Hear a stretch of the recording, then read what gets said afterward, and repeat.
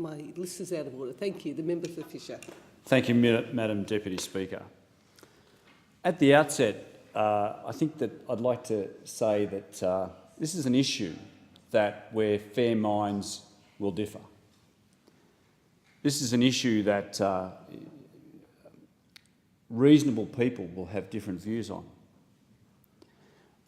I'm a proud member of the Liberal National Party and a proud member of my local community on the Sunshine Coast. Like the people of Fisher, I believe, and in many other parts of Australia, I believe in free speech. And as such, I welcome this report for the opportunity it provides to address this issue, hopefully once and for all. On the substance of the report's recommendations, for the most part, I agree with them. On the whole, the report's recommendations represent rational and much-needed reforms, particularly to the complaints process. On the central issue of this report, we have heard a lot of claims from members opposite today. Contrary to almost every Labor speech we've heard today, this report does not say that no case has been made for change to Section 18C itself. It does not recommend that the status quo is acceptable, and nor does it recommend that we do not act. The report demonstrates that opinions among the committee members was divided on the best way forward. The question remains to be decided in this House and in the Parliament, and I hope to have the opportunity to speak on legislation for a review of Section 18C soon. This debate is about one of the most fundamental principles that underlies our parliamentary democracy, but it is also about people, ordinary Australians in all of our electorates. In our privileged situation in this place, protected by the conventions that support the vigour of our debates, we must always remember what our constituents are telling us. They do not enjoy the privileged protections that we do sitting in this place. They face more than the howls and jeers of members opposite when they have something to say. I know that there are many people in my own electorate of Fisher who feel like they cannot speak their minds. In our pubs and clubs, our RSLs, our cafes, and even in people's homes, my constituents have told me that they do not feel able to express their opinions freely. Many have expressed their concerns to me, Madam Deputy Speaker. Others have written to me. Letters and emails on Section 18C come into my office in a wave of frustration and concern. On how many other issues can we say that our constituents always know exactly the Act and the specific provision that we're talking about here? This is not a fringe issue for the people of Fisher. This law goes to the heart of what I consider to be a Canberra bubble culture and a left-wing elite that seems to refuse to listen to ordinary Australians or take what they care about seriously. These people in my electorate are not extremists. They do not want to hurt anyone. They have no intention of humiliating their fellow Australians, and they don't mean to insult or offend them. We hear a lot from members opposite in this debate about protecting Australians who are not part of the privileged elite.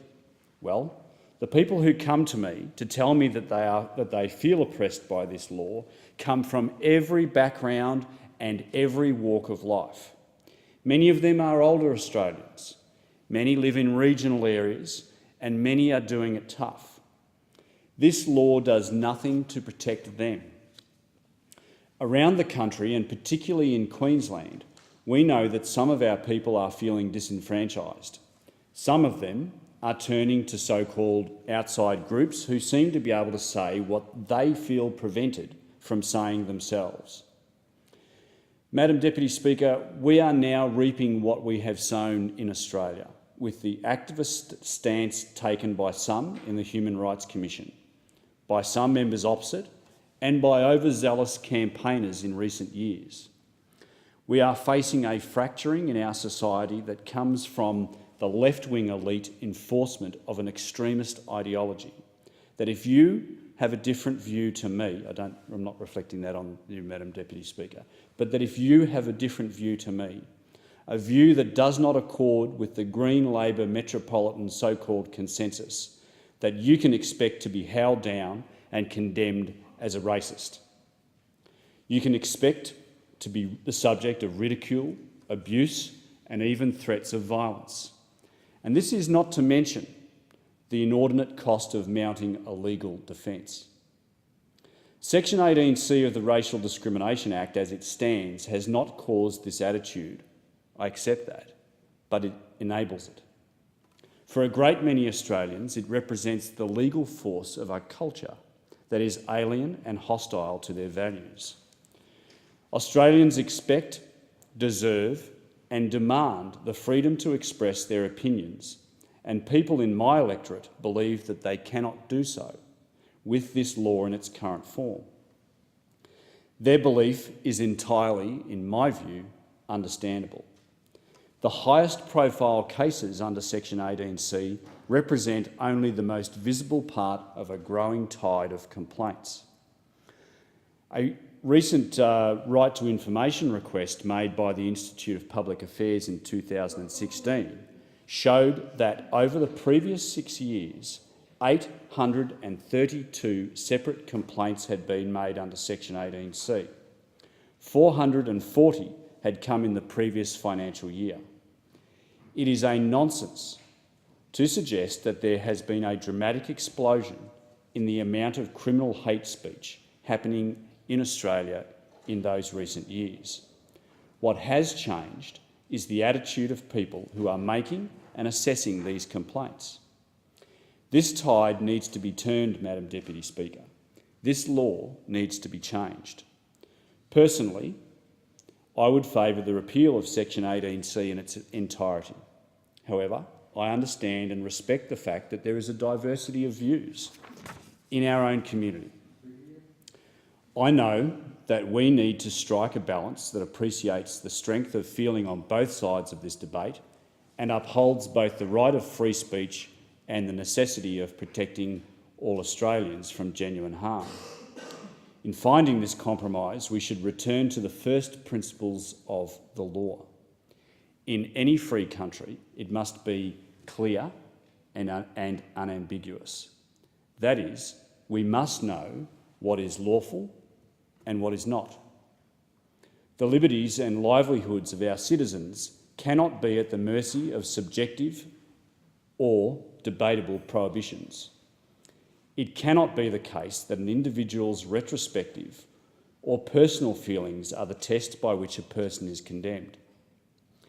This, more than any other, is the principle that is undermined by Section 18C as it currently stands, and this is the flaw that we must repair. We should amend Section 18C to remove the words offend, insult and humiliate. These tests are fundamentally subjective. The suggestion to replace these words with harass has some merit, particularly if it is expressly defined in the Act. Amended in this way, the legislation would continue to provide protections for all Australians from the real harm that can come from speech. All Australians would enjoy the protection from those who would seek to incite violence, from those who would harass, and those who would intimidate on the basis of ethnic origin. But under this amended legislation, all Australians would also be protected from being harassed, intimidated and prosecuted at the whim of another on the basis of their opinions. We would have made it clear that this country upholds freedom of speech and that our people need never be afraid to raise an issue or express a view. We would have sent an unambiguous signal to our constituents that we want to hear their voices and that we will listen to them speak.